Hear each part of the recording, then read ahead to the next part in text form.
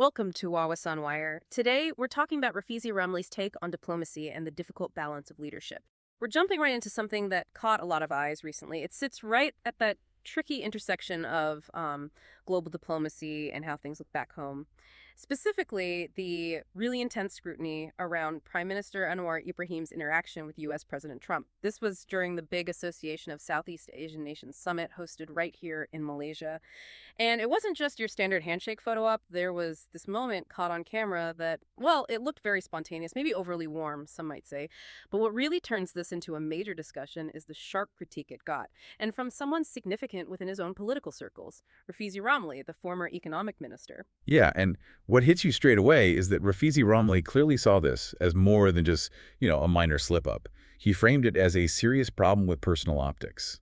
His whole point seems to be that this close interaction, especially that moment people describe as kind of dancing or overly familiar, really damages the prime minister's personal reputation and maybe even undermines the political image he's carefully built on the world stage. And Rafizi's reaction wasn't just political analysis. It sounded incredibly personal.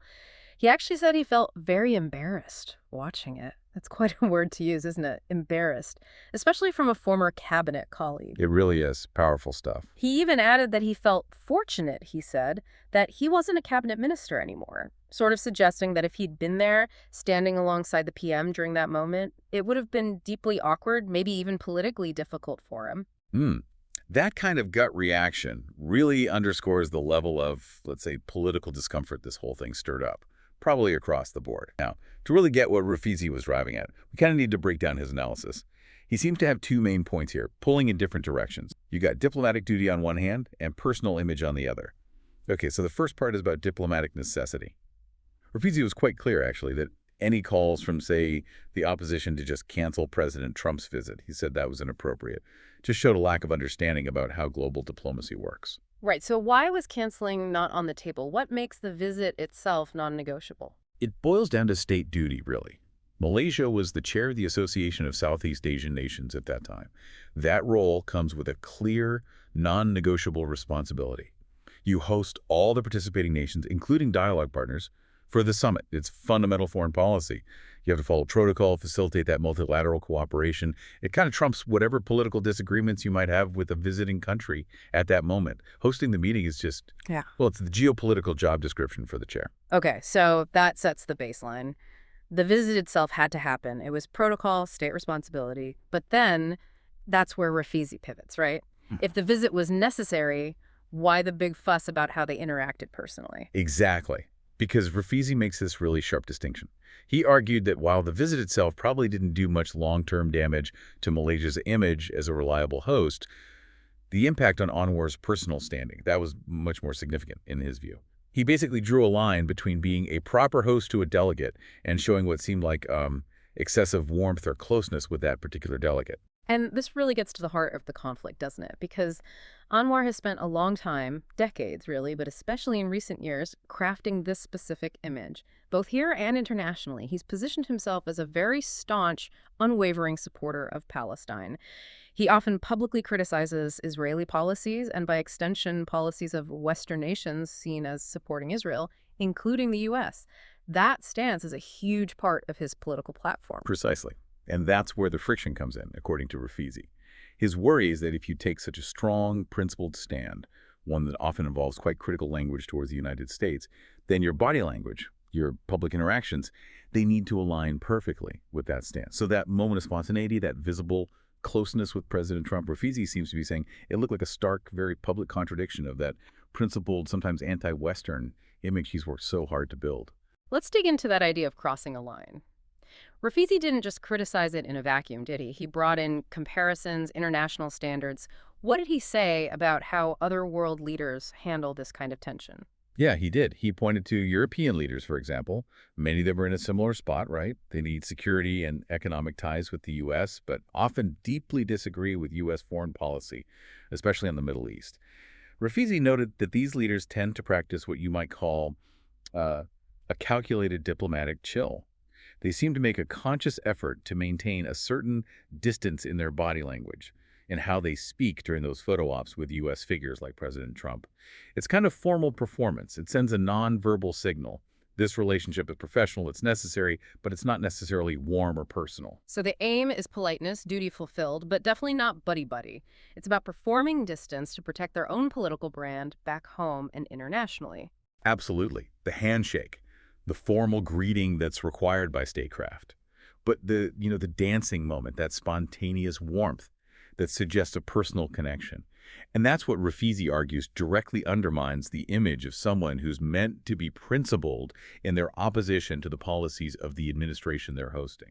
He also highlighted, look, everyone knows where President Trump and the Republican Party stand on issues like Palestine. So when Malaysia's prime minister shows an intimacy that seems to go beyond just formal diplomatic boundaries, it naturally invites speculation, doesn't it? People start asking questions. And Rafizi didn't just stick to international examples, he brought it closer to home too. He actually suggested that another major Malaysian leader, thinking of someone like former Prime Minister Dr. Mahathir Mohamad, probably wouldn't have let that kind of interaction happen in public. What's the significance of invoking Mahathir there? Well, invoking Mahathir signals a contrast in perceived leadership style, maybe gravitas, and certainly adherence to a kind of political formality. Mahathir's diplomatic approach, especially when dealing with the U.S., was often seen as cooler, more formally distant, often combined with quite direct public criticism.